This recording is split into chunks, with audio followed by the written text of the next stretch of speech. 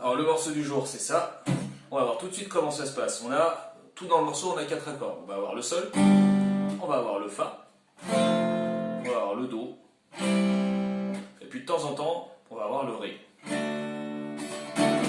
Voilà, donc on va avoir des couplets dans ce morceau, des couplets qui vont faire en 4 mesures de 4 temps.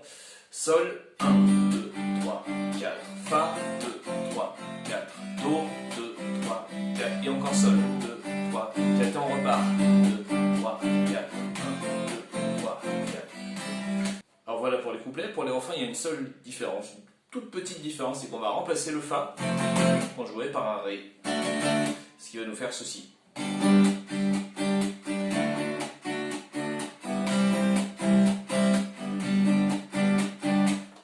Voilà.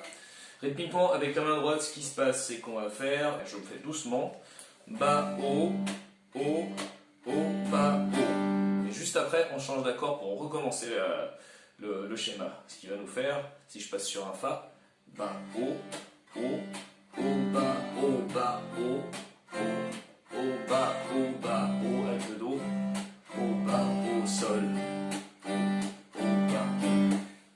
Voilà, et c'est exactement la même chose sur le refrain. Sol, haut, haut, bas, haut, ré, haut, haut, haut, bas, haut, do, haut, haut, bas, haut, sol, haut, haut, bas, haut. Alors le plan sur l'intro, il se fait avec ça. On a une espèce de tapis comme ça avec un sol en power chord un petit peu étouffé.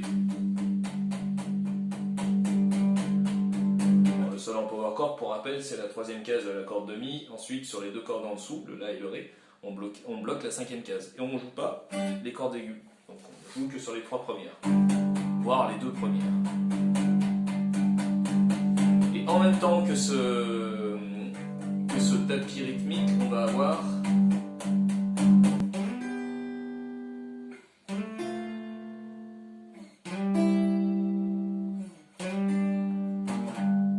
on va jouer sur la corde de ré et la corde de sol. C'est-à-dire la 4e en partant du bas et la 2e en partant du bas. Simplement ces 2 cordes-là. Et sur le premier temps de la première mesure, on va faire un glissé sur la corde de ré avec le majeur jusqu'à la 9e case, comme ceci. Donc ça fait 1, 2, 3, 4, 1. Tout de suite derrière, on place l'index sur la case d'avant, donc sur la 8e case de la corde de si, et on va chercher cette note-là. Donc si je reconstitue toute l'affaire, ça fait 3, 4, 1, 2, 3, 4.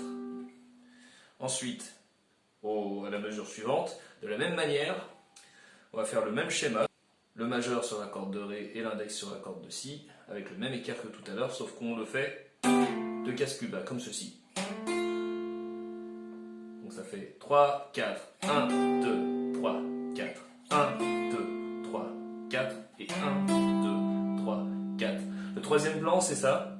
On va se mettre sur la 5e case cette fois, mais pour les 2 cordes. Donc il n'y a pas cet écart-là. Voilà. Et la 4e mesure, on va la commencer en faisant 5e case corde de ré, 3e case corde de si.